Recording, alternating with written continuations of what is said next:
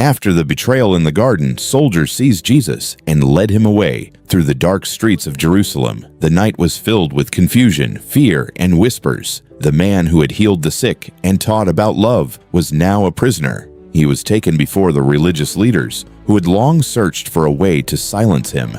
They questioned him again and again, searching for something that could justify their anger. But Jesus remained calm.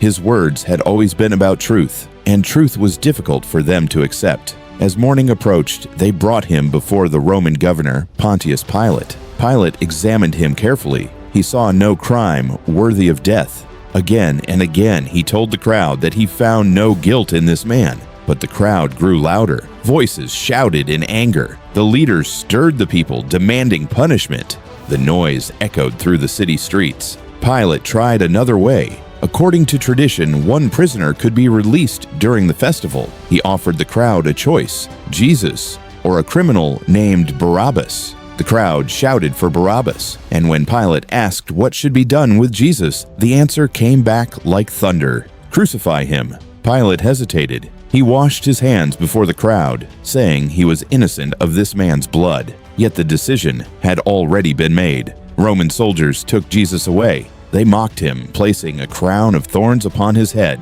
They placed a robe on his shoulders and laughed, calling him the King of the Jews. The thorns pressed into his skin, and blood began to fall. Then they led him through the streets toward a hill outside the city called Golgotha, the place of the skull. A heavy wooden cross was placed upon his shoulders, and he carried it through the narrow streets while crowds watched. At the hill, the soldiers prepared the cross. Nails were driven through his hands and feet. The cross was lifted into the air, and Jesus hung between heaven and earth. Above his head, a sign was placed that read, "Jesus of Nazareth, King of the Jews." Hours passed. Dark clouds slowly gathered in the sky. The light of the sun faded, and an unnatural darkness covered the land. From the cross, Jesus spoke words of forgiveness.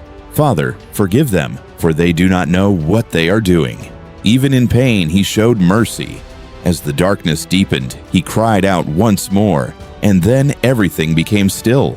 The earth shook, the sky remained dark, and the moment changed the course of human history forever. What looked like defeat would soon become the greatest story of hope ever told, because the story of Jesus did not end at the cross.